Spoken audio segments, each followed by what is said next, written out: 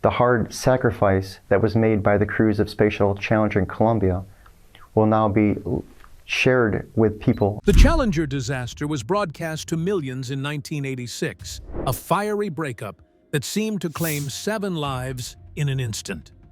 But the truth was not that simple. For decades, details of what happened to the crew remained sealed away, hidden in reports and guarded by silence. Now, a new AI thermal scan has uncovered evidence that reframes those final moments and the fate of their bodies. What it reveals is more haunting than the explosion itself, and it forces us to ask questions no one expected to revisit. Countdown to catastrophe. The morning of January 28, 1986, was bitterly cold at Cape Canaveral, Florida. Icicles clung to the metal launch structure. For hours, engineers debated whether it was safe to fly. The O-rings inside the solid rocket boosters, the very seals that kept burning fuel contained, had never been tested at such low temperatures. Some engineers begged for a delay, but the pressure to launch was overwhelming. The shuttle program was already behind schedule, and millions of school children across the country were watching live, waiting for Krista McAuliffe, the first teacher in space, to make history. At T-minus 21 seconds, the solid rocket booster gimbals began moving, steering into position. At T-minus 15 seconds, the systems locked. 9, 8, 7, 6. We have main engine start. 4, 3, 2, 1, and liftoff. Liftoff. Then came the familiar thunderous sequence. 9, 8, 7, 6. We have main engine start. 4, 3, 2, 1, and liftoff. Liftoff of the 25th Space Shuttle mission. And it has cleared the tower. The crowd below erupted in cheers. On the broadcast, anchors spoke of pride, of progress, of how the shuttle had turned spaceflight from a rare event into something routine. NASA has appointed a committee of top engineers and scientists to investigate the catastrophe. Orders have been issued to impound all records concerning the flight. But inside the data, later reconstructed by NASA and reanalyzed by AI thermal scanning decades later, the danger had already begun. Just seconds after ignition, thermal patterns showed a plume of hot gases escaping from the right solid rocket booster. A seal had failed. Superheated flames licked toward the giant external fuel tank. At first, the cameras missed it, but the thermal scan caught what the human eye could not: a thin jet of fire growing wider with every second. At no point was this visible to the astronauts inside the cabin. Commander Francis Dick Scobie and pilot Michael J. Smith were carrying on with their ascent checklists, while payload specialist Gregory Jarvis was strapped down to his seat. Krista McAuliffe, the teacher chosen from thousands, gazed out at the ascending curve of Earth's horizon. For them, it was routine. No alarms, no warning lights, just the crushing force of acceleration pressing them into their seats. At T plus 59 seconds, the flight controllers saw a flicker on their screens. "Okay, throttle up." Scobie's last recorded words were, "Roger, go at throttle up." A few seconds later, thermal readings showed the fire jet cutting into the fuel tank's lower strut. Liquid hydrogen was leaking. At 73 seconds after launch, the unimaginable took place. The external tank ruptured, with a gigantic explosion of fuel and oxidizer in space. To ground observers, it seemed that the shuttle had split apart at that single instant of glory and fire. A white cloud billowed across the sky. Teachers, students, parents, millions watched aghast. But reality proved to be far more complicated than one would have otherwise imagined. Whereas thermal scan and subsequent assessment confirmed that the orbiter had not exploded, but rather disintegrated under aerodynamic stress, the reinforced crew cabin detached almost whole, carried upwards on momentum before it began its deadly fall. This is where history and human memory go their separate ways. To the world, the Challenger disaster was instantaneous, but in truth, it was not. The data show that the crew cabin survived. The last chapter for the astronauts had just begun. The Challenger launch was going to be a glorious victory, showing that spaceflight had become safe, almost routine. Instead, the countdown turned into a catastrophe. And while millions mourned what they saw in that instant, what actually happened in the minutes that followed would prove far more haunting. The breakup and the fall. When the Challenger broke apart 73 seconds after liftoff, millions assumed the astronauts had perished instantly in the explosion. The television footage, a sudden flash, a white cloud, spiraling smoke trails, seemed final. But the reality was far more complicated and far more tragic. NASA's investigation later revealed that the shuttle orbiter did not disintegrate in a fiery blast. The massive fireball that viewers saw was actually the external fuel tank tearing apart, as liquid hydrogen and oxygen mixed in the open air. The shuttle itself, the crew cabin in particular, remained structurally intact. Thermal scans conducted decades later confirmed this. The reinforced aluminum crew module withstood the aerodynamic breakup. It detached in one piece and continued to soar on momentum, climbing to an altitude of nearly 65,000 feet. For 73 seconds, Challenger had been a space vehicle. For the next 2 minutes and 45 seconds, the crew cabin became a powerless capsule falling back toward Earth. What makes this detail chilling is the evidence that at least some crew members were alive and conscious after the breakup. Investigators discovered that personal egress air packs, or PEAPs, had been activated. These devices, essentially small emergency oxygen tanks, had to be switched on manually. Pilot Michael J. Smith's pack was found active, but the switch was located on the back of his seat. Someone else had to have reached over to turn it on. That simple act spoke volumes. In the chaos of free fall, astronauts were still helping one another, and the cockpit switches had something to tell. Some controls had been shifted off their launch positions, suggesting that Smith and perhaps others were trying to restore power or regain control. These were not random movements from impact or debris, they were deliberate human actions. So what did they face in those final minutes? There is no general agreement among analysts. Some claim cabin depressurization would have made the crew unconscious in seconds, leaving them unaware of the fall. Others argue the cabin could have maintained pressure for a while longer, meaning at least some of the crew remained awake for most of the descent. Probably, we'll never know. But what is disputed is the descent. An archful silence followed the cabin, reaching its apogee before gravity brought it back down. For about 3 minutes, it fell with increasing speed toward the Atlantic. What a burdening moment. Astronauts strapped in, surrounded by dead systems, no control, no rescue. At 207 miles per hour then, the cabin hit the ocean. The impact was estimated to be approximately 200 times Earth's gravity. For comparison, car crashes have been found to yield an impact of 20 to 30 times Earth's gravity. Humans survive an estimated 50 times Earth's gravity in the most unusual investigations. Even if those crew members were alive up to that moment, impact with the ocean ended all prospects. From the outside, history recorded an instant fiery explosion that killed. But the breakup and fall tell a very different story, a longer, darker timeline, where human endurance meets inexorable physics. Challenger's astronauts may have lived for as long as 4 minutes after the world believed them gone. And that knowledge transforms the disaster from a sudden accident into one of the most haunting tragedies in the history of spaceflight. Impact on the ocean. The final chapter of the Challenger's fall came not in the sky, but in the sea. After almost 3 minutes of descent, the crew cabin slammed into the Atlantic Ocean at a speed of roughly 207 miles per hour.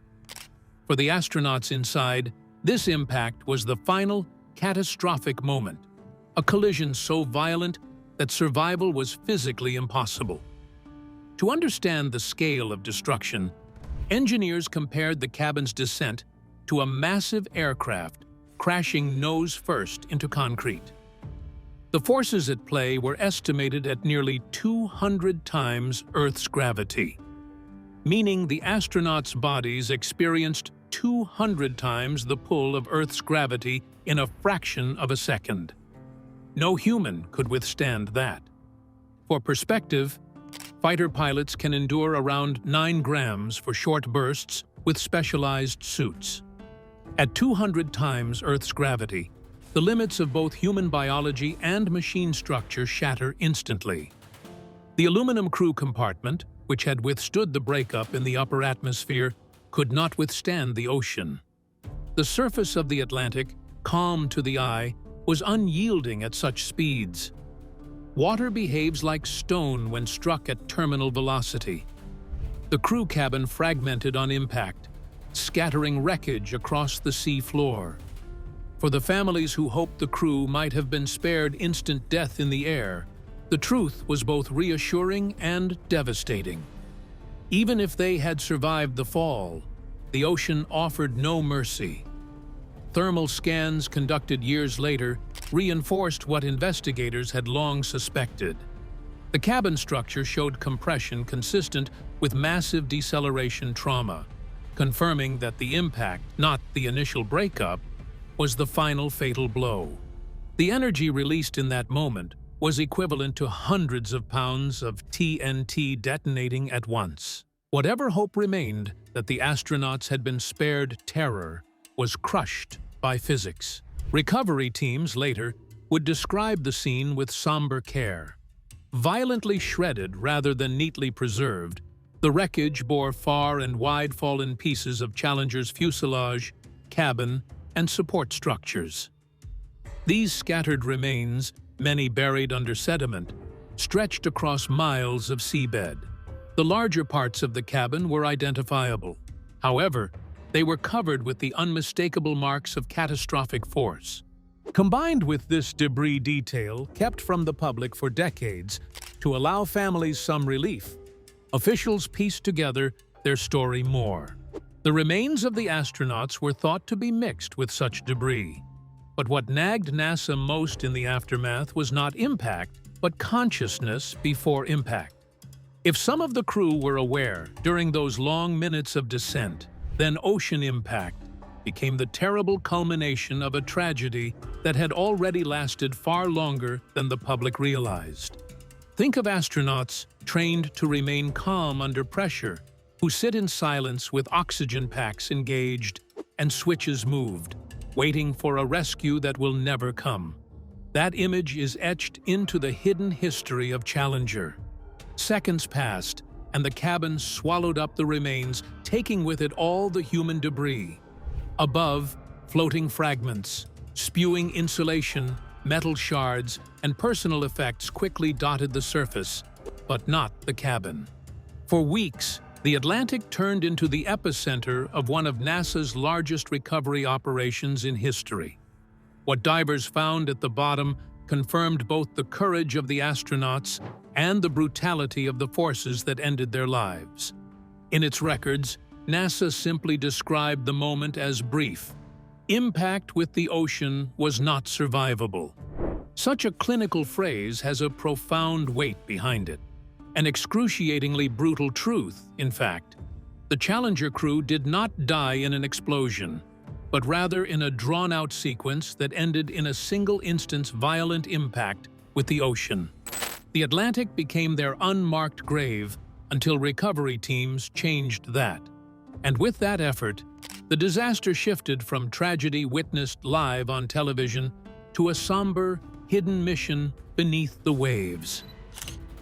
The recovery operation. In the days after Challenger's destruction, NASA faced a new kind of mission, one it had never wanted. The shuttle had fallen not onto land, but into the Atlantic Ocean, scattering debris across a wide and unforgiving stretch of sea. What had played out on live television now demanded a quieter, more delicate response. The recovery of both the shuttle and the astronauts who had been lost inside. At first, the priority was debris. Naval vessels, Coast Guard cutters, and civilian boats swept across the waters off Florida, retrieving insulation, metal fragments, and floating wreckage.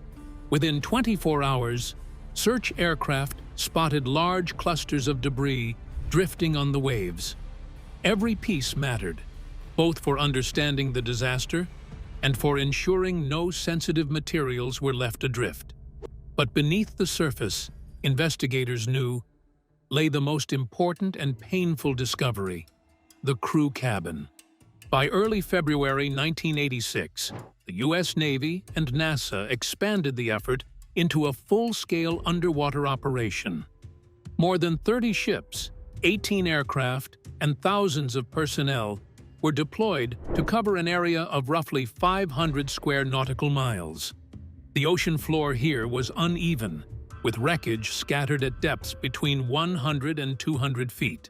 Divers from the USS Preserver and remotely operated vehicles were tasked with painstakingly mapping the seabed. At the bottom of the Atlantic Ocean, a large section of the Space Shuttle Challenger broke apart during liftoff back in 1986. Guided by sonar sweeps that revealed jagged shapes below. Weeks passed before the breakthrough came. On March 7, 1986, divers located large sections of the Challenger's crew compartment. It lay broken but recognizable, a haunting reminder that the astronauts' final refuge had reached its end here. The discovery was handled with utmost secrecy. Military escorts ringed the area, blocking access even to civilian vessels. For NASA, the mission was no longer just about recovering a machine. It was about protecting the dignity of its fallen crew. Raising the wreckage was delicate, both technically and emotionally. Divers secured lifting slings around fractured aluminum panels and reinforced walls. Each piece brought to the surface bore the potential involvement of human remains. NASA and Navy officials issued strict orders: no cameras, no leaks, no unnecessary talking. The public was to see nothing of that which lay hidden deep beneath the waves. After the televised explosion, this was a latter-day trauma. By April, much of the crew cabin was raised. Here lay the remains of all 7 astronauts, albeit badly fragmented and commingled as a result of impact violence and weeks of immersion in ocean water. Another bitter moment came on April 15th, the day astronaut Gregory Jarvis's body began to float free after separating from the wreck during the retrieval operation. Divers retrieved him with utmost precision, in strictest silence, ensuring that no details of the retrieval would escape into the press. It was a work that left scars for those concerned. Many divers would later speak only in disjointed phrases, each evoking memories of raising parts of the cabin, fully cognizant of what lay within. In the words of one official, it was the most somber and sensitive operation ever undertaken by NASA. The remains were meticulously crated in sealed containers and, under military escort, transported to Patrick Air Force Base, where pathologists would begin the harrowing task of identification. Because of all this, secrecy about the recovery raised eyebrows at the time. Some said the public had a right to be in the know about what was unearthed. Others countered that shielding families and the astronauts' dignity were worthy goals. NASA took the latter route, issuing only the briefest statements. The crew had been recovered, and their remains would be handled with respect. None of the images were released, and nothing has been made known. The recovery closed a section of the tragedy for those involved with Challenger, but further deepened the mystery. The shuttle had fallen, the wreckage recovered, but the particulars of what took place with the crew inside were, for the most part, kept from the world. That silence, however, would carry over into the next stage, where secrecy shaped not just the search, but the very handling of the astronauts themselves. Identification and secrecy. Once the crew cabin wreckage and remains were lifted from the Atlantic, the tragedy of Challenger entered its most delicate phase. NASA and the U.S. military now had the responsibility of identifying the astronauts, certifying their deaths, and returning them to their families. It was a task requiring not just science, but restraint, discretion, and compassion. The remains were taken under escort to Patrick Air Force Base Hospital near Cape Canaveral. There, pathologists from the Armed Forces Institute of Pathology, the nation's leading authority in forensic identification, took over. Their work was complicated by the violence of the ocean impact. The condition of the remains was described in internal reports as fragmented and commingled, meaning that body parts of multiple astronauts had been found together. To shield families from additional pain, officials avoided describing these details publicly. The process of identification stretched for weeks. Dental records, medical files, and personal effects were used to match remains to individual astronauts wherever possible. But in many cases, full certainty was elusive. The sheer force of the crash had erased the possibility of determining the exact causes of death, whether loss of pressure, lack of oxygen, or blunt force trauma had ended each life first. What investigators could say with confidence was that the impact with the Atlantic had been unsurvivable. NASA chose its words carefully when addressing the public. In a brief statement, the agency confirmed that the remains had been recovered and were being treated with dignity, but declined to give details. Families were notified privately, and they received only the information deemed necessary to provide closure. A line from a contemporaneous New York Times article hinted at the reality. The remains could not be recognized as human. That was as far as NASA allowed the description to go. There was a tussle of jurisdiction behind the scenes. Local medical examiners in Brevard County argued that, by state law, they had jurisdiction over performing autopsies and signing death certificates. NASA objected, claiming that the process must be administered by the federal government. If given jurisdiction over the remains, the local authorities might leak information or get inconsistent in their findings regarding the recovery. Therefore, the Armed Forces Institute of Pathology performed the examinations, and eventually, the death certificates were issued by NASA itself. The agency asserted its position. The Challenger crew was not an accident, but a national hero, and the legacy would be handled with full authority. Management was entirely secret. There were never any photos released of the remains. The autopsy reports were locked away, classified not on grounds of national security, but in consideration of human dignity. Even today, the vast majority of the information remains classified. NASA officials stated that nothing would be served by showing the state of the crew, and anyone who did would go on to sensationalize the grief of the families who had suffered too much already. Some found it frustrating to experience this veil of silence. Names like disgruntled ex-employees and so on began to evoke conspiracy theories about the whole thing, saying that NASA had a real story behind how the crew died. The secrecy has always been about denial. It meant mercy for those in the program. The astronaut is as much. Silence was filled, however, with the shadow of unanswered questions. There continues the debate between historians and aerospace engineers, continues about what the astronauts experienced during those last 3 minutes. Was it depressurization that caused unconsciousness, thus sparing them the horror? Or did they suffer with some struggling at their panels until the ocean ended everything? Possibly, those questions will never be answered with certainty since the evidence was destroyed in the crash. It is, however, certain that this handling by NASA of the remains of the Challenger crew will set a precedent. NASA learned how to draw a line when it came to engineering transparency and personal privacy. All those technical failures of the shuttle were scaled up and made public.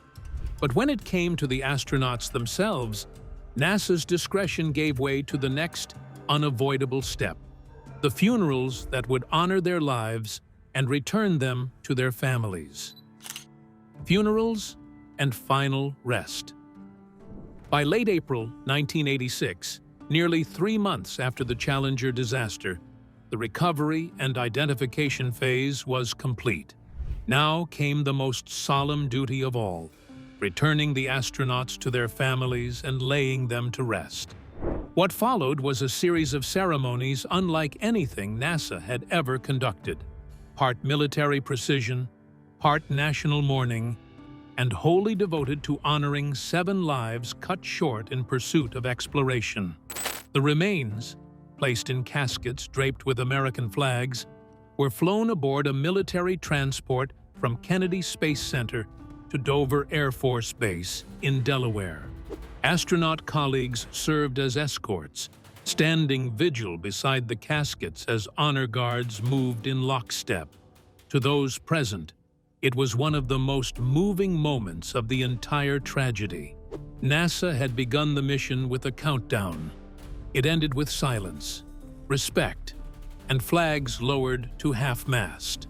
From Dover, the astronauts were sent to their families for private funerals. Commander Francis Dick Scobie and pilot Michael J. Smith were interred at Arlington National Cemetery, their graves not far from the resting places of other fallen aviators and explorers. To this day, visitors pause at their headstones, small markers in a vast field of white marble that collectively tell America's story of sacrifice. Specialist Ellison Onizuka, the first Asian American astronaut, was buried at the National Memorial Cemetery of the Pacific in Honolulu. His funeral drew thousands, many of them Japanese Americans who saw in him a symbol of representation and pride. His grave overlooks the ocean, a fitting resting place for someone whose last journey ended in the sea. Physicist Ronald McNair, whose brilliance had carried him from a segregated South Carolina town to space, was laid to rest in his home state. His community turned the funeral into a celebration of resilience, with gospel choirs and speakers reflecting on how far he had come and how far his legacy would reach. Judith Resnick, mission specialist and the second American woman in space, was cremated and had her ashes scattered at sea. It was a quiet and deeply personal decision reflecting her lifelong passion for both science and nature. Krista McAuliffe, teacher in space, attracted millions of children to watch the launch and was buried in Concord, New Hampshire, her hometown. Her funeral, attended by family and friends, was also attended by students, teachers, and ordinary citizens who felt a shared loss. Her grave became a site of pilgrimage for many to remember her courage and humanity. Gregory Jarvis, an engineer, was cremated and had his ashes scattered in the Pacific Ocean. His memorial service was not as splendid as that of McAuliffe. A memorial that will honor the late astronaut Gregory Jarvis. Schumer asked for NASA's help in April in creating the memorial that will be at the Herkimer County office building.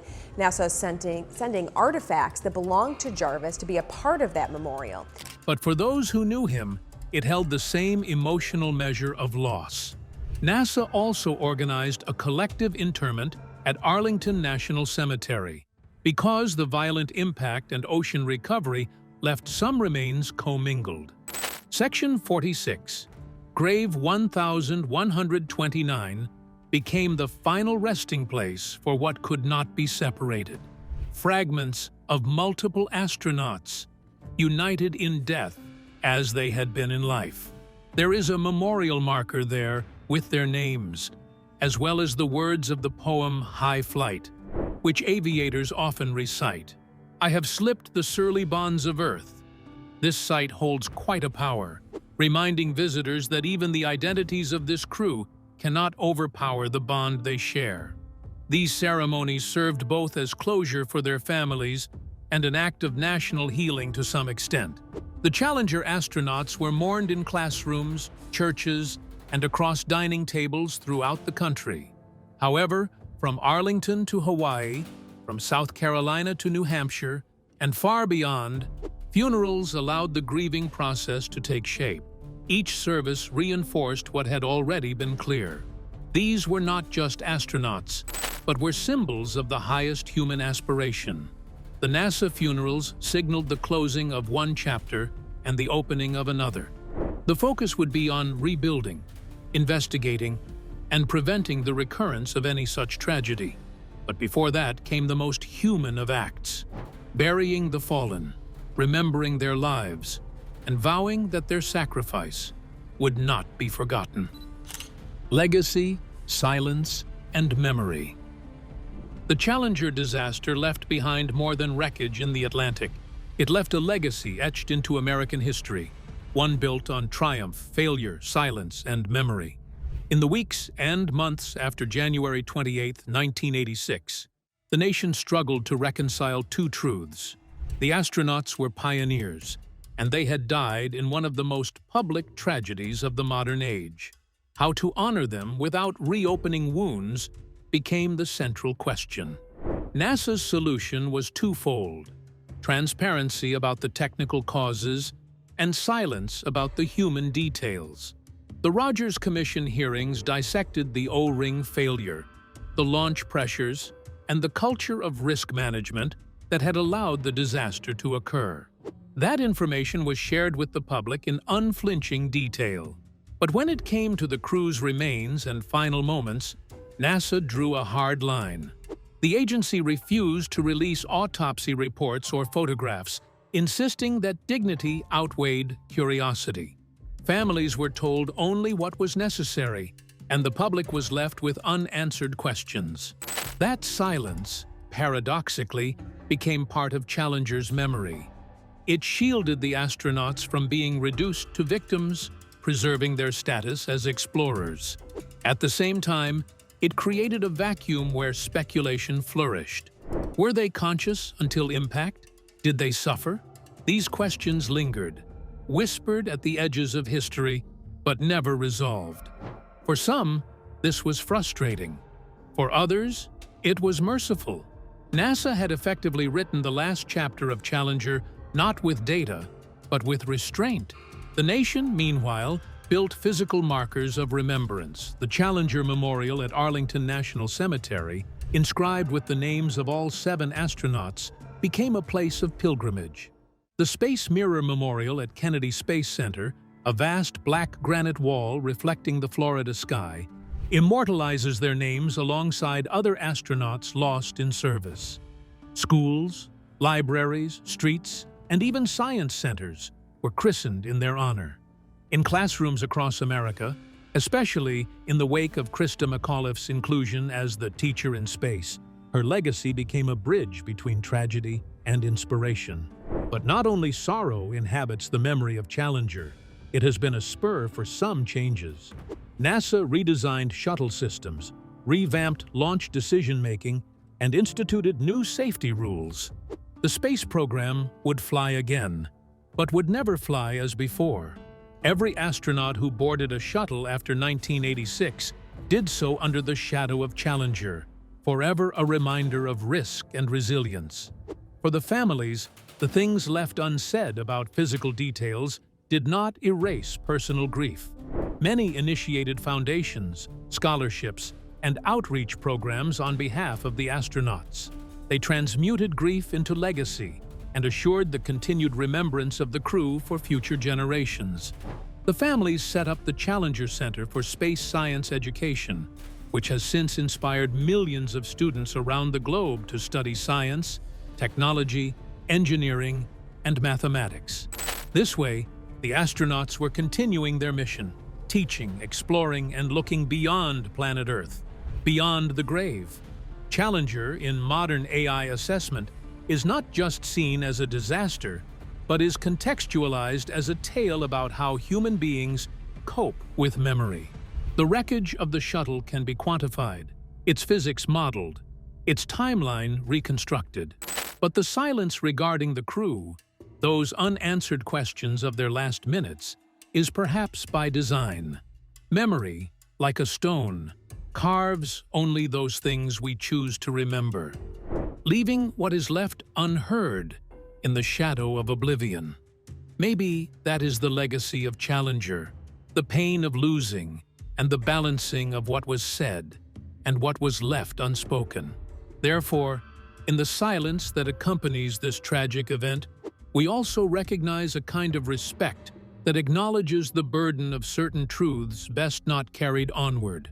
And there, in memorials and schools, in stories told to each new generation, there the crew will live on, not as victims, but as symbols of the courage to slip the surly bonds of Earth. The Challenger disaster remains a sobering reminder of both the fragility of human life and the enduring courage of those who dare to reach beyond Earth. If you found this story meaningful, don't forget to like the video, share your thoughts in the comments, and subscribe for more deep explorations of history and space. And when you're ready, click on the next video on your screen to continue the journey.